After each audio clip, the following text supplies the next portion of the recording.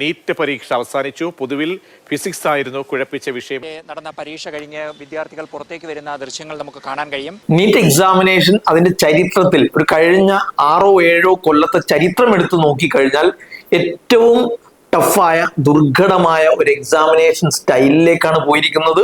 Physics ഭയങ്കര ബുദ്ധിമുട്ടായിരുന്നു. Biology പലപ്പോഴും വളരെ ലെങ്തി ക്വസ്റ്റ്യൻസ് ആണ് വന്നിരിക്കുന്നത്. കെമിസ്ട്രി അത്ര സുഖകരമായിരുന്നില്ല എന്ന് വെച്ചാൽ എളുപ്പമൊന്നും ആയിരുന്നില്ല. അപ്പൊ മൊത്തത്തിൽ ഘടന എടുത്ത് നോക്കുമ്പോൾ തന്നെ കഴിഞ്ഞ കൊല്ലത്തെ കട്ട് ഓഫ് എന്ന് പറഞ്ഞു കഴിഞ്ഞാൽ ഭയങ്കര ഈസി ആയതുകൊണ്ട് 660 656 വന്നത്. 656 ലാസ്റ്റ് ഗവൺമെന്റ് മെഡിക്കൽ കോളേജിൽ ഓൾ ഇന്ത്യ ലെവലിൽ കിട്ടിയതെങ്കിൽ അതിന് മുമ്പത്തെ വർഷം 610 അവിടെ പോലും നിൽക്കില്ല എന്നാ പറയുന്നത്. ഞാൻ ആദ്യം വിചാരിച്ചത് ഒരു 22,70,000 വിദ്യാർത്ഥികളാണ് അപ്ലൈ ചെയ്തത്. കഴിഞ്ഞ കൊല്ലത്തേക്കാൾ ഈ വർഷം കുറവാണത്. ദെൻ അങ്ങനെ നോക്കുമ്പോൾ കട്ട് ഓഫ് ഒന്ന് 630 താഴാൻ സാധ്യത ഉണ്ടെന്നായിരുന്നു പ്രതീക്ഷിച്ചത്. പക്ഷേ പ്രവചനങ്ങൾ മുഴുവൻ തെറ്റിച്ചുകൊണ്ട് ക്വസ്റ്റ്യൻ രീതി കുറച്ച് ടഫ് ആവുകയും കട്ട് ഓഫ് വളരെ താഴേക്ക് പോകാനുള്ള സാധ്യതയിലേക്കാണ് കാര്യങ്ങൾ പോകുന്നതും എന്നാണ് മനസ്സിലാക്കുന്നത്. ഏകദേശം ഒരു 600-585 ഇടയിലേക്കായിരിക്കും മിക്കവാറും കട്ട് ഓഫ് വരാൻ സാധ്യത. ഇനി ശ്രദ്ധിക്കേണ്ട ഒരു കാര്യം, ഈ കട്ട് ഓഫ് താഴേക്ക് പോകും, അല്ലെങ്കിൽ 400 വന്ന ആൾക്കും 450 വന്ന ആൾക്കും മെഡിസിൻ കിട്ടും എന്നൊക്കെയുള്ള ഈ പല ചാനലുകളുടെയും പ്രവചനങ്ങൾ നിങ്ങളൊന്ന് ശ്രദ്ധിക്കണം.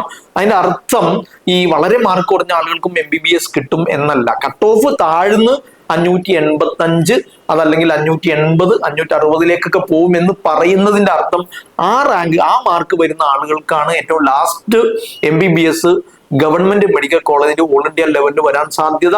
ഒരു 580 585 560 തന്നെ കേരളത്തിലുള്ള മെഡിക്കൽ കോളേജുകളിലും സാധ്യത, അതാണ് പറയുന്നത്. അതേ സമയത്ത് പ്രൈവറ്റ് സെൽഫ് ഫിനാൻസ് കോളേജുകളിൽ ഒരു 450 ലെവലിലേക്കൊക്കെ വരുമ്പോൾ കിട്ടാൻ സാധ്യത ഉണ്ട് എന്നൊക്കെയാണ് പറയുന്നത്. നിങ്ങൾ ശ്രദ്ധിക്കേണ്ട ഒരു കാര്യം, അപ്പൊ എല്ലാവർക്കും മാർക്ക് കുറഞ്ഞ എല്ലാവർക്കും സീറ്റ് കിട്ടും എന്നല്ല. ഈ മാർക്ക് കിട്ടിയ ആളുകളുടെ അല്ലെങ്കിൽ റാങ്കിൽ വരുന്ന ഓൾ ഇന്ത്യ റാങ്കിൽ ഏകദേശം ഒരു 25,000 26,000 വരുന്ന ആളുകൾക്ക്, അത് ഏത് കട്ട് ഓഫിലായിരുന്നാലും ഈ റാങ്ക് 26,000 വരുന്ന ആളുകൾക്ക് മാത്രമേ ഗവൺമെന്റ് മെഡിക്കൽ കോളേജുകളുടെ സീറ്റ് കിട്ടാൻ സാധ്യതയുള്ളൂ. കാരണം കട്ട് ഓഫ് കുറഞ്ഞാലും കൂടിയാലും എല്ലാവർക്കും ഒരുപോലെ ടഫായിരുന്നല്ലോ.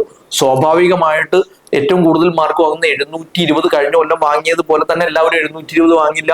മാക്സിമം മാർക്ക് റാങ്ക് ഒക്കെ വരാൻ സാധ്യത ഉള്ളത് 710 715 720 ആണെങ്കിൽ പോലും ഒരു കഴിഞ്ഞ പ്രാവശ്യത്തെ പോലെ കുറെ അധികം നമ്പർ ഓഫ് കാൻഡിഡേറ്റ്സിന് ഈ പറഞ്ഞ മാർക്ക് കിട്ടുന്ന ലെവലിൽ വരാൻ സാധ്യതയില്ല. അങ്ങനെ വരുമ്പോൾ പോലും ഒരു ആദ്യത്തെ റാങ്ക് വെച്ചിട്ട് നമ്മൾ പരിഗണിക്കുമ്പോൾ, സീറ്റുകളുടെ എണ്ണം പരിഗണിക്കുമ്പോൾ ഒരു 26,000 റാങ്കിൽ വരുന്ന ആളുകൾക്കാണ് government medical college all India ലെവലിൽ കിട്ടുക. ഏകദേശം ഒരു 27,000 റാങ്കിൽ വരുന്ന ആൾക്ക് സ്റ്റേറ്റ് മെഡിക്കൽ കോളേജുകളിലും കിട്ടാൻ സാധ്യത ഉണ്ട്.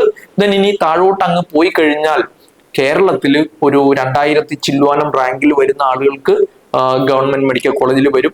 സെൽഫ് ഫിനാൻസ് കോളേജുകളിൽ ഒരു 11,000 12,000 വരെ വരുന്ന ആളുകൾക്ക്, OBC കാൻഡിഡേറ്റ്സ് ഒക്കെ ആണെങ്കിൽ ഒരു മാക്സിമം 14,000 വരെ മെറിറ്റ് സീറ്റിൽ സെൽഫ് ഫിനാൻസിൽ വരാൻ സാധ്യതയുണ്ട്. ഈ പ്രാവശ്യം പൊതുവെ കഴിഞ്ഞ കൊല്ലത്തേക്കാളൊക്കെ മെഡിസിനോടുള്ള ഒരു ഇടിച്ച് കയറ്റത്തിൽ താരതമ്യേന കുറവ് വരാൻ സാധ്യതയുണ്ട്. അപ്പൊ സ്വാഭാവികമായിട്ട് സെൽഫ് ഫിനാൻസ് കോളേജുകളിലും സീറ്റൊക്കെ കിട്ടും. ഒരു 12,000 13,000 അതുപോലെ മൈനോറിറ്റി മെറിറ്റിൽ ഒരു 14 15 വരെയൊക്കെ പോയേക്കാം. മാക്സിമം ഉണ്ട് ഞാൻ ഈ പറയുന്നത്.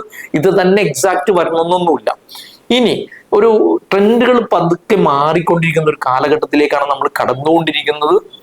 ഒരു 4-5 കൊല്ലം കഴിയുമ്പോഴത്തേക്കും കേരളത്തിൽ MBBS കഴിഞ്ഞ ആളുകളുടെ എണ്ണം ക്രമാതീതമായി വർദ്ധിക്കുകയും നിലവിലുള്ള ഒരു സാലറിയിലേക്ക് എത്തുന്നത് തുലവും കുറവായിരിക്കുകയും ചെയ്യും എന്നതിനാൽ ശ്രദ്ധിക്കേണ്ടത് MBBS അല്ലാത്ത അതിനോട് ഭയങ്കര പാഷനേറ്റായ സാമ്പത്തികമായിട്ട് സെൽഫ് ഫിനാൻസ് കോളേജുകളിൽ പോയി പഠിക്കാൻ താങ്ങാൻ പറ്റുന്ന 50 ലക്ഷം 60 ലക്ഷം ഒക്കെ കൊടുത്ത് പോകാൻ പറ്റുന്ന ആളുകൾ മാത്രം അതിൽ പോവുകയും, അല്ലാത്ത ആളുകൾ ഒരു ഓൾട്ടർനേറ്റീവ് കരിയറിനെ കുറിച്ച് ചിന്തിക്കുകയും വേണം. എല്ലാവരും മെഡിസിന് വേണ്ടി 2 കൊല്ലം 3 കൊല്ലം 4 കൊല്ലം അങ്ങ് ഡെഡിക്കേറ്റ് ചെയ്ത് കളഞ്ഞിട്ട് പോകുന്ന അവസ്ഥ ഉണ്ടാവരുത് എന്നൊരു സജഷൻ എനിക്കുണ്ട്. പാഷനേറ്റ് ആയ ആളുകൾ തീർച്ചയായിട്ടും മെഡിസിനോട് ഭയങ്കര താല്പര്യമുണ്ട്, ഡോക്ടർ ആവണം എന്ന് ആഗ്രഹിക്കുന്നു, പ്രാക്ടീസ് ചെയ്യുന്ന ഒരു പ്രാക്ടീസിങ് ഫിസിഷ്യൻ ആവണം എന്നൊക്കെ ആഗ്രഹിക്കുന്ന ആളുകൾ തീർച്ചയായിട്ടും അതിന് തന്നെ പോകണം.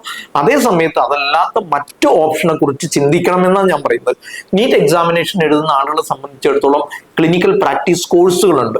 MBBS-ഉം BDS-ഉം BHMS-ഉം യുനാനിയും സിദ്ധയും ഹോമിയോയും. ഇതിൽ തന്നെ ഓരോന്നും സാധ്യതകൾ അനുസരിച്ച് നിങ്ങളുടെ ഒരു പാഷൻ അനുസരിച്ച് അതിൻ്റെ ഹയർ സ്റ്റഡീസ് ഓപ്ഷൻസും അതിനെ കുറച്ചുകൂടി കരിയർ ഓറിയന്റഡ് ആക്കാനുള്ള മെത്തഡോളജികളെ കുറിച്ചുകൂടി ആലോചിച്ചിട്ട് വേണം ചൂസ് ചെയ്യാൻ. BDS ഒക്കെ എടുക്കുമ്പോൾ ഗവൺമെന്റ് BDS കോളേജുകളെ ഫോക്കസ് ചെയ്യുകയും അത് കിട്ടിയില്ലെങ്കിൽ മറ്റു ഓപ്ഷനിലേക്ക് മാറുന്നതിനെ കുറിച്ച് ആലോചിക്കണം. കാരണം ഓൾറെഡി സാച്ചുറേറ്റഡ് ആയ ഒരു ഏരിയയാണ്. നമുക്ക് ജനറ്റിക്സിലേക്കും അതുപോലെ ഹെൽത്ത് കെയർ മാനേജ്മെന്റിലേക്കും സമാനമായ ഒരുപാട് രസകരമാണ് ബയോമെഡിക്കൽ എഞ്ചിനീയറിംഗ് വരെ പോകാൻ പറ്റുന്ന ഒന്നാണ് BDS എന്ന നിലക്ക് കണ്ടിട്ട് ഹയർ സ്റ്റഡീസ് കണ്ടിട്ട് ആ ഹയർ സ്റ്റഡീസിന് വേണ്ടി നിങ്ങൾ ഒരുപാട് പൈസ ചെലവാക്കിയിട്ട് BDS എടുക്കേണ്ട ആവശ്യമൊന്നുമില്ല. MBBS കഴിഞ്ഞാൽ പ്രാക്ടീസ് മാത്രമല്ല റിസർച്ചും ഒരുപാട് ഓപ്പർച്യൂണിറ്റീസും ഉണ്ട്. പക്ഷേ ഈ റിസർച്ചിലേക്കും ഈ പറഞ്ഞ മെഡിസിന്റെ ഒരുപാട് രസകരമായ ഓപ്പർച്യൂണിറ്റീസിലേക്കും പോവാൻ 50 ലക്ഷം രൂപ 60 ലക്ഷം രൂപ ഫീസ് കൊടുത്ത് MBBS പഠിക്കണം എന്നില്ല. കാരണം ബദലായ ഫീസ് കുറഞ്ഞ് ചെയ്യാൻ പറ്റുന്ന അൾട്ടിമേറ്റ് കരിയറിൽ ഈ പറഞ്ഞ ജനറ്റിക്സും മൈക്രോബയോളജിയുടെ ഒരു സ്പെഷ്യലൈസേഷൻസിലേക്കും നോൺ ക്ലിനിക്കൽ സ്പെഷ്യലൈസേഷനിലേക്കും ഇമ്മ്യൂണോളജി വൈറോളജി പാരസൈറ്റോളജി പോലുള്ള നോൺ പ്രാക്ടീസിങ് ഏരിയകളിലേക്കൊക്കെ പോകാനായിട്ട് MBBS തന്നെ ചെയ്യണം എന്നില്ല. മറ്റു പല ഏരിയകളിലേക്കും നമുക്ക് വേണമെങ്കിൽ പോകാം. മെഡിസിന്റെ വളരെ വ്യത്യസ്തമായ ഒരു ഹയർ സ്റ്റഡീസ് ഓപ്ഷൻസ് ആയിട്ട് പറയുന്ന ഒന്നാണ് ബയോമെഡിക്കൽ എഞ്ചിനീയറിംഗും master of medical science and technology ഒക്കെ പോലുള്ള ഏരിയകൾ. അതൊക്കെ എഞ്ചിനീയറിംഗ് കഴിഞ്ഞാലും പോവാം. വെറ്റിനറി കഴിഞ്ഞാലും ജനറ്റിക്സിലേക്ക് വരാം. ബയോമെഡിക്കൽ എഞ്ചിനീയറിംഗിലേക്ക് BDS-ഉം ഫാർമസി കഴിഞ്ഞാലും വരാം എന്നതുകൊണ്ട് ബദലുകളെ കുറിച്ച് വളരെ ക്രിയാത്മകമായിട്ട് ചിന്തിക്കുകയും കരിയർ ഓറിയന്റേഷൻ തെറ്റിപ്പോവുകയും ചെയ്യരുത്. പൊതുവെ ആളുകൾ പറയാറുണ്ട് അഗ്രികൾച്ചർ പഠിച്ചാൽ ഫിഷറീസ് പഠിച്ചാൽ ജോലിയൊന്നും കിട്ടുന്നില്ല. സത്യത്തിൽ സംഭവിക്കുന്നത് എന്താണെന്നറിയോ? നമ്മൾ ഈ BDS-ഉം MBBS പ്ലാൻ ചെയ്തിട്ട് പോകും. 2 കൊല്ലം 3 കൊല്ലം MBBS മാത്രം ഫോക്കസ് ചെയ്യും. ഒരു പ്രാവശ്യം എഴുതി കഴിഞ്ഞ് സാധ്യതയോട് അടുത്ത് നിൽക്കുമ്പോൾ ഒന്നുകൂടി ട്രൈ ചെയ്താലോ എന്ന് ആലോചിച്ച് വീണ്ടും ഇറങ്ങും. 2 പ്രാവശ്യം റിപ്പീറ്റും റീറിപ്പീറ്റും ചെയ്ത ഒരാളെ സംബന്ധിച്ചിടത്തോളം പിന്നെ വേറൊരു കോഴ്സിലേക്ക് തിരിച്ചു പോക്കിനെ കുറിച്ച് അവർ ചിന്തിക്കില്ല. ഒന്നുകൂടി MBBS ട്രൈ ചെയ്യാനുള്ള ഒരു ത്വര ഒരു ആഗ്രഹം വന്ന് കൂടും. അങ്ങനെയുള്ള ഒരു 3 പ്രാവശ്യമൊക്കെ ട്രൈ ചെയ്ത് 4ാമത്തെ പ്രാവശ്യം എത്തുമ്പോഴത്തേക്കും ഇൻട്രസ്റ്റ് ഒക്കെ തീർന്ന് ആകെ ഡെസ്പറേറ്റ് ആയി ഇനിയൊന്നും മുമ്പിലില്ല എന്ന് വരുമ്പോൾ വേറൊന്നും ഇല്ലാത്തത് കൊണ്ട് അഗ്രികൾച്ചർ എടുക്കുക, വേറൊന്നും ഇല്ലാത്തത് കൊണ്ട് വെറ്റിനറി എടുക്കുക, ഫിഷറീസ് എടുക്കുക, അല്ലെങ്കിൽ ആയുർവേദം എടുക്കുക, ഹോമിയോ എടുക്കുക എന്ന അർത്ഥത്തിൽ അല്ലെങ്കിൽ ഫാർമസി എടുക്കുക എന്ന അർത്ഥത്തിൽ വളരെ ഡെസ്പറേറ്റ് ആയിട്ട് നിരാശരായിട്ടായിരിക്കും അവർ ഇത്തരം ബദൽ കോഴ്സുകൾ എടുക്കുന്നത്. അത്തരം ആളുകൾ സക്സസ്ഫുൾ ആവാനുള്ള സാധ്യത വളരെ കുറവാണ്. അതുകൊണ്ടാണ് പലപ്പോഴും അഗ്രികൾച്ചറിലും ഫോറസ്ട്രിയിലും ഫിഷറീസിലൊക്കെ പഠിച്ചു കഴിയുന്ന ആളുകൾ പലപ്പോഴും ജോബിലേക്ക് എത്താത്തത്. ഇനി ജോബ് ഉണ്ടെങ്കിൽ തന്നെയും റിലേറ്റീവ്ലി പെട്ടെന്ന് ഒരു ജോലി കിട്ടുന്ന പഠിച്ച പിറ്റേ ദിവസം തന്നെ ജോലി കിട്ടുന്ന ഒന്നല്ല. കുറെ ആളുകൾക്ക് പ്ലേസ്മെന്റ് വഴി ചില ഇൻസ്റ്റിറ്റ്യൂട്ടിൽ അഗ്രികൾച്ചർ ഇൻസ്റ്റിറ്റ്യൂട്ടിൽ പ്ലേസ്മെന്റ് കൊടുക്കുന്നുണ്ടെങ്കിലും കൃത്യമായ ഒരു കരിയർ പ്ലാൻ ഉണ്ടെങ്കിൽ മാത്രമേ ഇത്തരം ഏരിയകളിൽ വിജയിക്കാൻ പറ്റൂ. എന്നാൽ കൃത്യമായ പ്ലാൻ ഉണ്ടോ വളരെ മനോഹരമായിട്ട് വിജയിക്കാനും പറ്റും. പണ്ട് കഴിഞ്ഞ പ്രാവശ്യം എൻ്റെ അടുത്ത് വന്നൊരു വിദ്യാർത്ഥിനിയുണ്ട്, കൂടെ വന്നത് താത്തയായിരുന്നു. അപ്പൊ താത്ത എന്നോട് പറഞ്ഞു, സാറ് പറഞ്ഞിട്ട് ഞാനിങ്ങനെ അഗ്രികൾച്ചർ പ്ലാൻ ചെയ്തു പോയി, ഇപ്പൊ ഞാൻ അസിസ്റ്റന്റ് സോയിൽ ഓഫീസറായിട്ട് വർക്ക് ചെയ്യുന്നുണ്ട്. ഞാൻ വളരെ കൃത്യമായിട്ട് BSc അഗ്രികൾച്ചർ പഠിക്കുമ്പോൾ തന്നെ കൃത്യമായി പ്ലാൻ ഉണ്ടാക്കി. BSc അഗ്രികൾച്ചർ പഠിക്കുമ്പോൾ തന്നെ CAT എഴുതി അഗ്രി ബിസിനസ് മാനേജ്മെന്റിലേക്ക് റൂറൽ മാനേജ്മെന്റ് ഒക്കെ പോലുള്ള ആഡ് ഓൺ കോഴ്സുകളിലേക്ക് രസകരമായ മേഖലകളിലേക്ക് കൃത്യമായ പ്ലാൻ ഉണ്ടെങ്കിൽ മാറാതെ നേരത്തെ തന്നെ തുടങ്ങണം റിസർച്ചിലേക്കൊക്കെ വരാം. അപ്പൊ ഞാൻ പറയുന്നത് ഒന്ന് ക്ലിനിക്കൽ പ്രാക്ടീസ് കോഴ്സുകൾ, രണ്ടാമത്തെ അലൈഡ് സയൻസ് പ്രോഗ്രാമുകൾ. അതിൽപ്പെട്ടതാണ് അഗ്രികൾച്ചർ, ഫിഷറീസ്, വെറ്റിനറി, ഫോറസ്ട്രി.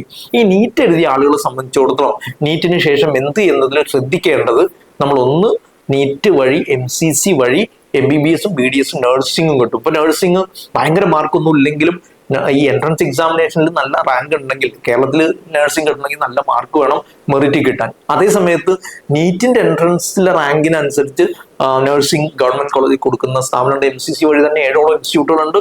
അതിന് പുറമെ എയിംസിന്റെ ടെസ്റ്റ്, എയിംസ് നീറ്റിന്റെ ബേസിലല്ല, പക്ഷേ നീറ്റ് പ്രിപ്പയർ ചെയ്തൊരു കുട്ടിയെ സംബന്ധിച്ചുള്ള എയിംസ് കുറച്ചുകൂടി ഈസിയാണ്. ജിപ്മർ നീറ്റിന്റെ ബേസിലാണ്. അപ്പൊ ജിപ്മറിലെ പാരാമെഡിക്കൽ കോഴ്സുകൾ, എയിംസിലെ പാരാമെഡിക്കൽ കോഴ്സുകൾ വേറെ തന്നെ എക്സാം എഴുതിയിട്ട് ഇതൊക്കെ സാധ്യതകളാണ്. അപ്പൊ അലൈഡ് സയൻസ് തന്നെയും വീണ്ടും നമ്മൾ നേരത്തെ പറഞ്ഞ അഗ്രികൾച്ചറും ഫിഷറീസും വെറ്റിനറിയും കേരളത്തിൽ നീറ്റ് റാങ്കിനെ കീം റാങ്കാക്കി മാറ്റിയിട്ടുള്ള ഓപ്പർച്യൂണിറ്റിയാണ്. അപ്പൊ MBBS, BDS, homeo, Ayurveda, Unani, Siddha ഇത്തരം കോഴ്സുകൾ ക്ലിനിക്കൽ പ്രാക്ടീസ് നീറ്റിന്റെ ബേസിൽ കേരളത്തിലേക്ക് റാങ്ക് കൺവേർട്ട് ചെയ്ത് കേരളത്തിൽ എടുക്കാം. രണ്ടാമത്തെ ഓപ്ഷൻ അതാണ്. മൂന്നാമത്തെ ഓപ്ഷൻ ഞാൻ നേരത്തെ പറഞ്ഞ പാരാമെഡിക്കൽ പ്രോഗ്രാമുകൾ. അത് ഏതൊക്കെയാ? എയിംസ് ഉണ്ട്, ജിപ്മർ ഉണ്ട്. എയിംസ് ശ്രദ്ധിക്കണം, എയിംസ് നീറ്റിന്റെ റാങ്കിന്റെ ബേസിലല്ല, പക്ഷെ നീറ്റ് പ്രിപ്പയർ ചെയ്ത ഒരാൾക്ക് എയിംസിന്റെ എക്സാം വളരെ ഈസിയാണ്. ദെൻ ജിപ്മറിൽ നീറ്റ് റാങ്കിനെ ബേസ് ചെയ്തുകൊണ്ടാണ് വരുന്നത്. അപ്പൊ ഏകദേശം ഒരു 350, 380, 400 ഒക്കെ വരുന്ന ആളുകൾക്ക് മിക്കവാറും നീറ്റ് റാങ്കിന്റെ അടിസ്ഥാനത്തിൽ ജിപ്മറിൽ അപേക്ഷിച്ച് കഴിഞ്ഞാൽ കിട്ടാനുള്ള സാധ്യതയുണ്ട്. ഇനി CUT എക്സാമിനേഷൻ പ്രിപ്പയർ ചെയ്യുന്ന ആളുകൾ നമ്മൾ നീറ്റ് പ്രിപ്പയർ ചെയ്ത ഒരാൾക്ക് CUT കുറച്ചുകൂടി ഈസിയാണ്.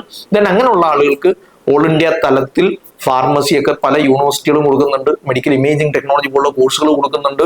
അതുപോലെ തന്നെ അഗ്രികൾച്ചർ ഐക്കാർ വഴിയുള്ള അലോട്ട്മെന്റ് 20% സീറ്റുകളിലേക്കുള്ള അലോട്ട്മെന്റ് CUT വഴിയാണ്.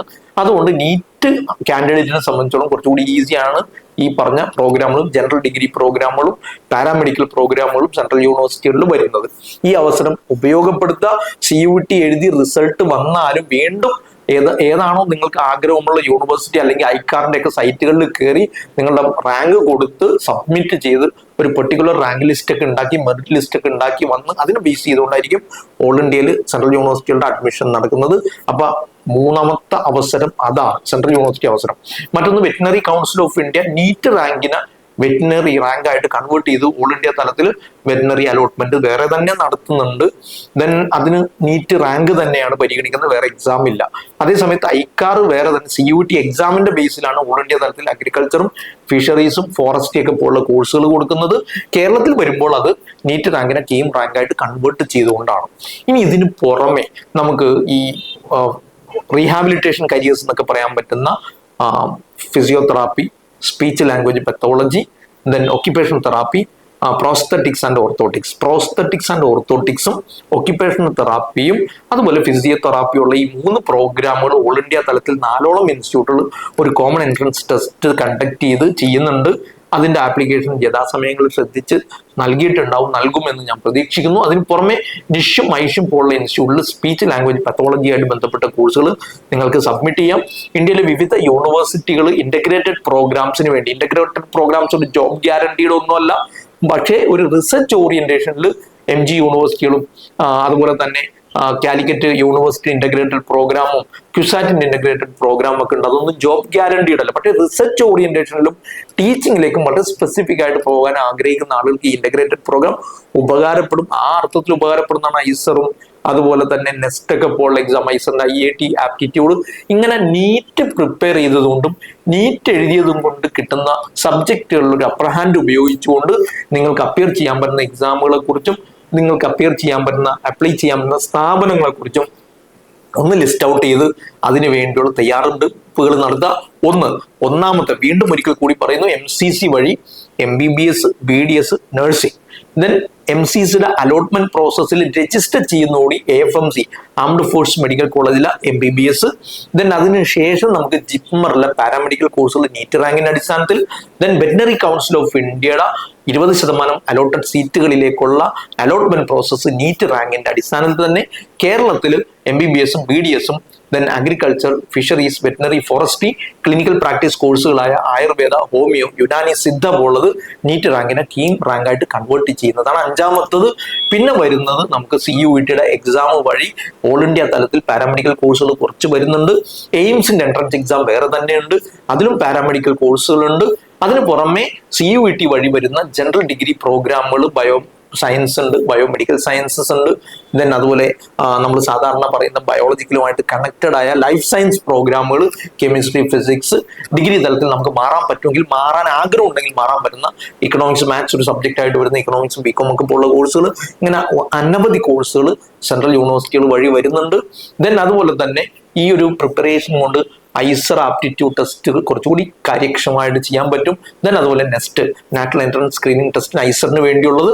അതുപോലെ ദേശീയ തലത്തിലുള്ള മറ്റ് യൂണിവേഴ്സിറ്റികൾ നടത്തുന്ന ഇന്റഗ്രേറ്റഡ് PG പ്രോഗ്രാമുകൾക്കുള്ള BSMS പ്രോഗ്രാമുകൾക്കുള്ള എൻട്രൻസ് എക്സാമും ഈ ഒരു ലെവലിൽ നിന്നുകൊണ്ട് പ്രിപ്പയർ ചെയ്ത ആൾക്ക് ഈസി ആയിരിക്കും എന്നതുകൊണ്ട് ഇത്തരം സാധനങ്ങളെ കുറിച്ച് ഒരു കൃത്യമായ ഒരു ധാരണ ഉണ്ടാക്കി അതൊന്ന് ലിസ്റ്റ് ഔട്ട് ചെയ്ത്, അതുപോലെ ഐഷും നിഷും അതുപോലെ തന്നെ ഫിസിയോതെറാപ്പി, ഓക്യുപേഷണൽ തെറാപ്പി പോലുള്ള കോഴ്സുകൾക്കുള്ള ദേശീയ തലത്തിൽ നടത്തുന്ന എക്സാം, ഈ എക്സാമുകളെ കുറിച്ചൊക്കെ ഒരു ധാരണ ഉണ്ടാക്കി ലിസ്റ്റ് ഔട്ട് ചെയ്ത് അതിനുവേണ്ടി അപ്ലൈ ചെയ്യുക. അതിൻ്റെ അഡ്മിഷൻ പ്രോസസ്സിൽ നിർബന്ധമായിട്ട് പങ്കെടുക്കുകയും ചെയ്യുക.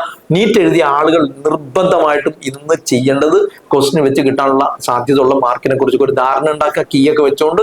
ദെൻ അതോടൊപ്പം നിങ്ങൾക്ക് അപേക്ഷിക്കുകയും ചെയ്യുകയും ചെയ്യേണ്ട എല്ലാ ഇൻസ്റ്റിറ്റ്യൂട്ടും കോഴ്സുകളും ഒന്ന് ലിസ്റ്റ് ഔട്ട് ചെയ്യുകയും ചെയ്യുക. അതിന് എന്തെങ്കിലും സഹായം വേണമെങ്കിൽ കരിയർ ഗുരുവിൽ കോണ്ടാക്ട് ചെയ്യുക. MBBS മാത്രം ഒതുങ്ങാതെ, MBBS കുറിച്ച് മാത്രം ചിന്തിക്കാതെ, ഒരു പാഷനേറ്റ് ആയിട്ട് MBBS മാത്രം നിങ്ങൾ പോകില്ല, അങ്ങനെ ആവാം. അതല്ല എങ്കിൽ തീർച്ചയായിട്ടും നിങ്ങൾ ബദൽ സംവിധാനങ്ങളെ കുറിച്ച് കൂടി ചിന്തിക്കുകയും ചെയ്യണമെന്ന് ആവശ്യപ്പെടുന്നു, ആഗ്രഹിക്കുന്നു, താല്പര്യപ്പെടുന്നു.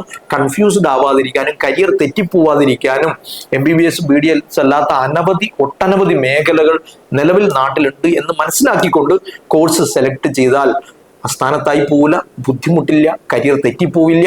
ഏറ്റവും നല്ല സേഫായ കരിയറിൽ വന്ന് ലാൻഡ് ചെയ്യാൻ നിങ്ങൾക്ക് പറ്റും. അങ്ങനെ ആവട്ടെ എന്ന് ആശംസിക്കുന്നു. Bye bye.